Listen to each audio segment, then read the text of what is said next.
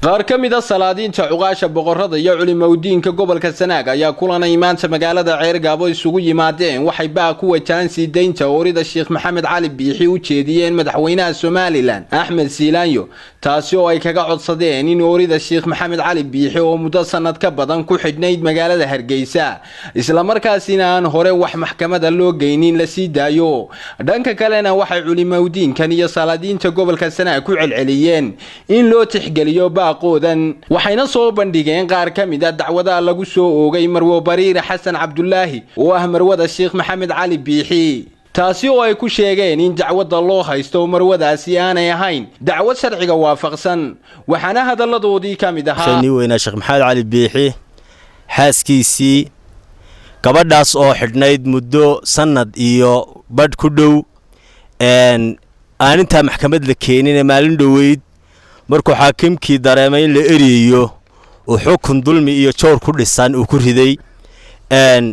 waxaan ugu horeysiinayaa oo aan halka rabaa inaan ka sheego qodobada uu xaakimkaasi gabadha ku eedeeyay baad moodaa in iyaduna ay daaran tahay oo ay daba socoto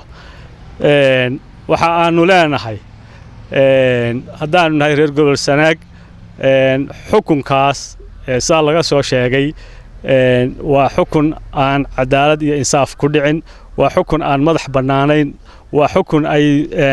la siyaasadeeyay oo booliisku ay ka dambeeyaan oo iyagu ay yeedhiyaan waa in hadii loo arkay oo madaxweynaha dawladda ay oo aragtay iyo garsoorka maxkamadda sare inay dadkaasi dad sii joogaan ahayn waxoodii ay sii malmaluuqeen in laga daba geeyo sida qolada iga horeysay sheegtay gabadhaasi waxay xidhnayd muddada halka laga sheegay oo ay ku xidhnayd sharci darro dawladda madaxweynaha xuquuqul insaanka waxaanu ka codsanaynaa in gabadha xorriyadeeda loo sii daayo oo ay maxkamadaas xukuntay xaaskiisii kuna xukuntay dulmi fara badan anagoo rajaynayna mar haddii sanad xidhnayd in laba oranayo qofka sanadka xidhnaa wuuba iska dhameystay xarigiisii haddana 3 sano lagu riday soo gaari weydana waxaan leeyahay waynu mid dambaynu qaban doonaa haddii uu hadalkeena hor socon waayo in maxkamad la keeno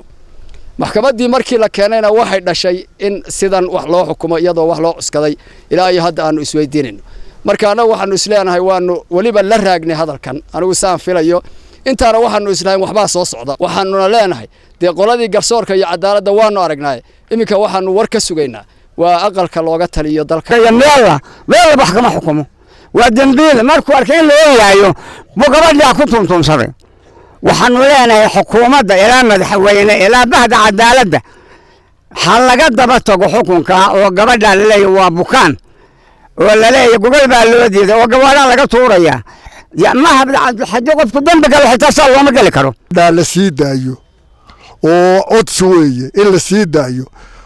dhugtumayada lagu xorreeyo waxa de warku la yiraahana wadaadadii hore amariyay qayrunka lagu qabtay inuu meel la footo ku hayn ee iska yahay sharci darro yaani waa tii halka laga akhriyay aan maxkamad la soo taagin aad baanu yaani martay aanu u leenahay taswa cadaalad darro ay qolada maxkamadu ay ku kaceen hadana wax kale ba sii raacin kii 3 sano ah lagu xukumay arrinka reer gobol Sanaag hadii aanu nahay aad baan uga xunahay mudane Axmed Maxamed Siilaanyo waxaanu ka codsanaynaa inaad gabadha sheekha nagu karaamayso inaad si degdeg gabadha nagu soo deyso anigoo ku hadlaya afkii madax dhaqameedka gobolka Sanaag dhammaan shacabkii oo halka munaasabaddan kaga wakiila waxa leeyahay madaxweyne go'aankaas reesa ku soo gudbiyeen kaasaanu gudoominay kaasaanu jawaabtiisa ka sugayna Cabdiraxmaan Axmed Ilsar telefishinka caalamiga Star TV magaalada Ceergaabo